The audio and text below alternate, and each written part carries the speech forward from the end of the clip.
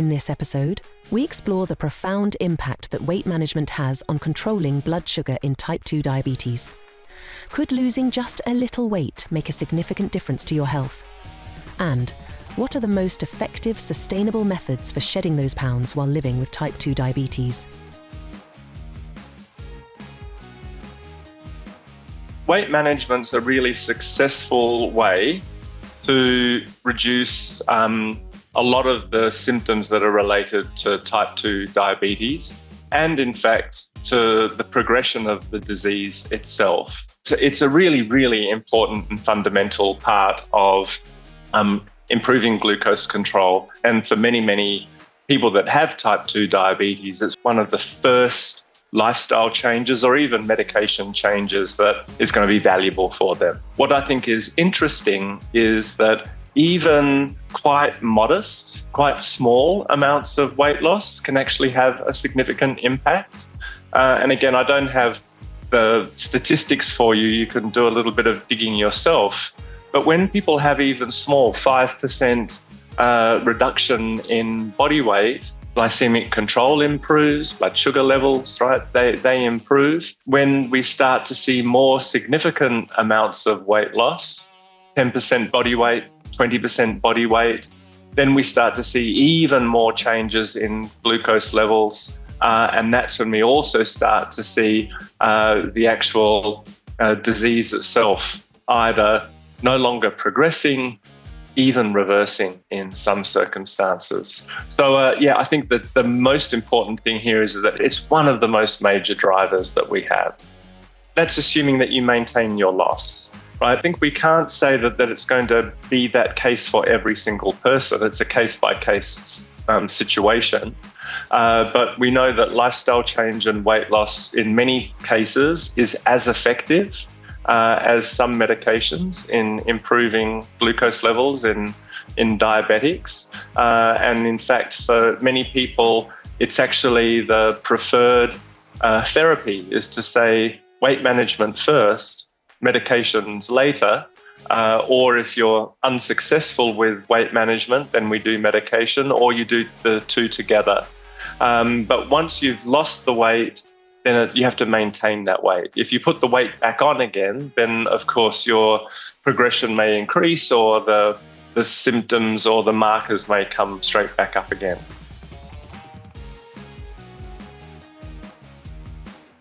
I think the first, if we take the most obvious, let's say, would be via diet. And then if you're using your dietary patterns to lose weight, then it's calorie restriction. That's kind of the bottom line, right? And then it's just depending on what kind of eating pattern are you going to adopt that's sustainable, that's long-term, in order to lose that weight. And there's lots of different diet styles. And then again, people also will do this in lots of different ways. Some people will do a more rapid weight loss, doing things that might be a little bit more restrictive or a bit more difficult to continue long-term, like using meal replacements, for example. But that might be done to lose a lot of weight in a short period of time to get some quick wins, and then you move to a more stable eating pattern.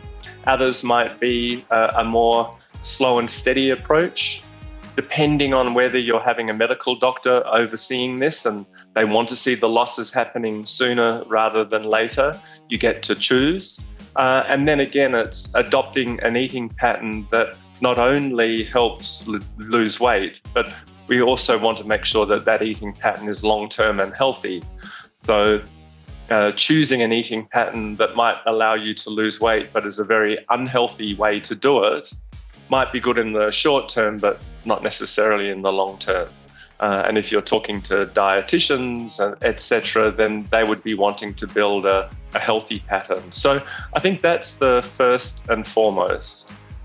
Second to that would be, I would put whether or not you do pharmacotherapy interventions. So we have medications, and again, I'm not a medical doctor and I don't know how much you want to talk about this, but there are lots of new classes of drugs on the market that not only tackle diabetes, but also tackle weight management.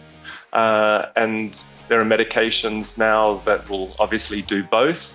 And there's that huge class of drugs, the GLP-1 receptor agonists, of which there are many different iterations of. They will do both improve glucose control as well as drive significant weight loss. So that's another therapeutic or another intervention for weight management. And then third would be exercise. Exercise is probably the least effective with respect to weight loss, but it's a very powerful adjunct, and depending on how much exercise you do, it can be very significant. But it's also really important for the long aspect of this, because there's additional benefits of exercise that has an impact in its own right on diabetes, whether you lose weight or not.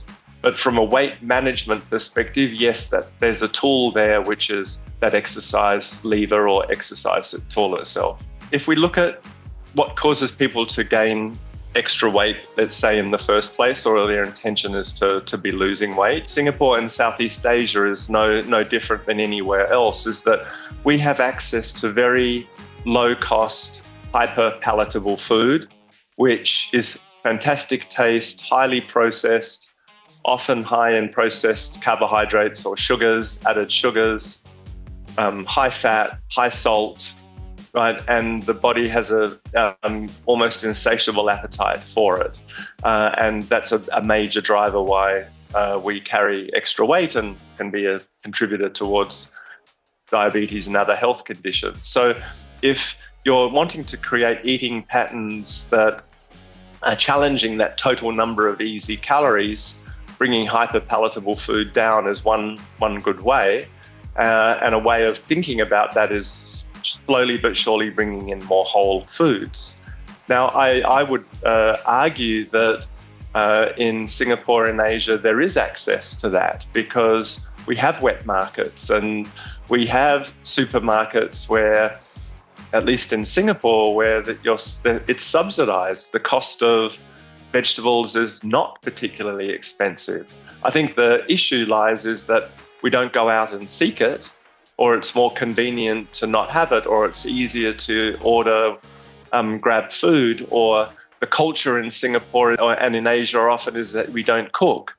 But it is actually there, but it's making that decision to do something about it. So I think that it's not an excuse. Weight management is key to controlling blood sugar in type 2 diabetes. Even modest weight loss can improve glucose control, and greater weight loss may reverse disease progression. Maintaining weight loss is just as important. Sustainable weight loss requires healthy, long-term eating habits. Quick fix solutions like meal replacements aren't sustainable in the long run. Exercise can help manage blood sugar, but isn't enough on its own.